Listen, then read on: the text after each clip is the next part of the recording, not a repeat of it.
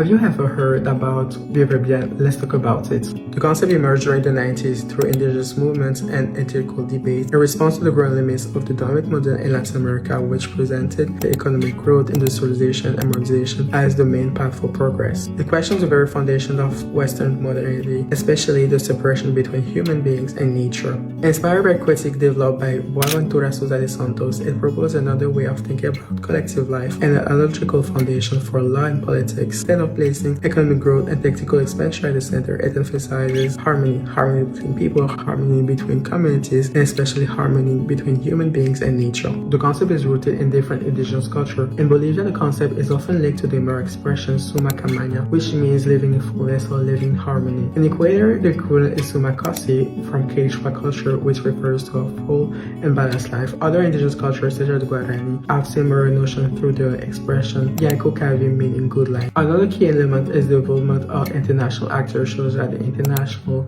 Labour Organization, the UN, and European agency, especially German institution, active in Bolivia and Ecuador. The concept is rooted in indigenous cosmology, shaped by modern political circulation and ecological struggles, as explained by Mathieu Lecointe. The concept did not remain a political idea but became a constitutional principle. For example, in Bolivia, the 2009 Constitution presents the concept as an ethical foundation of the state. The Constitutional Tribunal even defines it in three ways. First, as a legal foundation, second, as an ethical value, and third, as a goal of the state. In Ecuador, the concept is even more visible because it appears a lot of times in the Constitution from 2008 related to different rights such as food, education, health. Even if the constitutions recognize harmony with nature, Ecuador and Bolivia continue to depend heavily on extractive activities such as gas, oil, and mining. This creates a contradiction. For example, in Bolivia, the constitution protects nature but also states that the state must industrialize natural resources. In Ecuador, Plan Vivir is linked to development policies,